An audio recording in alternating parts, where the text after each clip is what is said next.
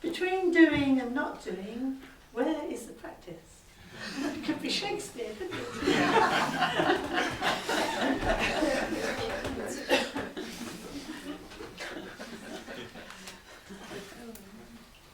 It's not doing.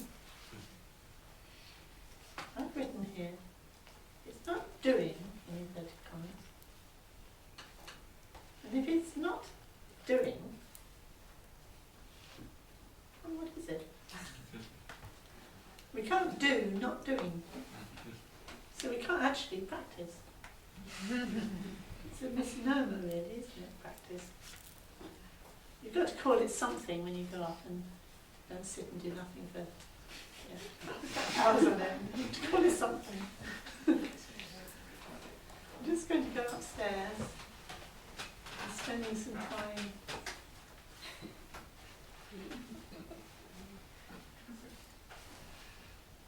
meditating. It sounds more sensible, doesn't it?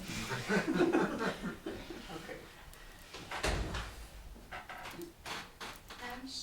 Does just being help at all? It might, but you can try and do being, can't you?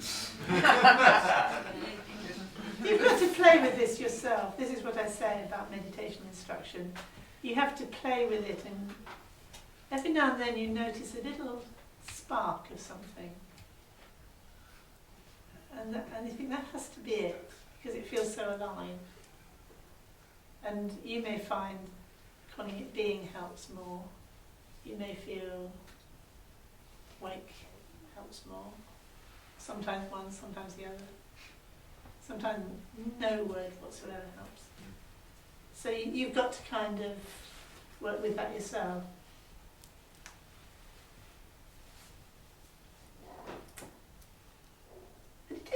It is a bit like Sona and his tuning the musical instrument. You kind of are listening somehow. So you're not doing anything, except perhaps you could just about say you were listening. Because when we listen, we're sort of waiting for something to come to us somehow, aren't we? Like when we're looking at something, I think we tend to fix it more. Whereas if we're listening for something, or even if we want to feel something on the skin, or smell something, we tend more to be waiting for it to arrive, aren't we? So perhaps those other senses are better in some ways. Seeing could be the same, but we tend to project outwards with the vision. So again, it's like we're not going to get it right. So we say we're going to do something, and then we don't. Or we say we're not going to do something, and then we do. But just not getting too heavy about it. See what helps your sense of humour.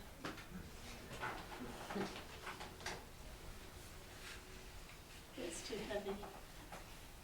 But yes, I think you're going to be with that question from now on.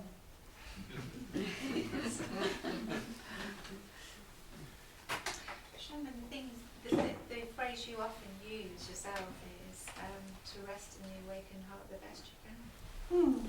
You often say that. But you can do resting, can't you?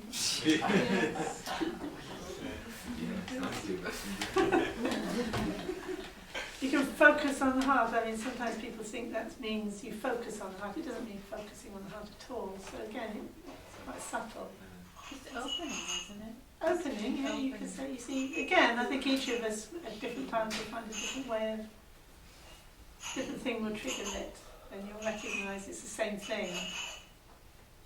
Sort of another coordinate on the same point, really. So just noticing, when you notice you're trying to do, not to try to not do, but just kind of become aware of that. And that in itself becomes the interesting thing. So you're not trying to reject the doing, but then become aware of it, and then it itself, as Trungpa says, it brings its own inspiration as you see what that is.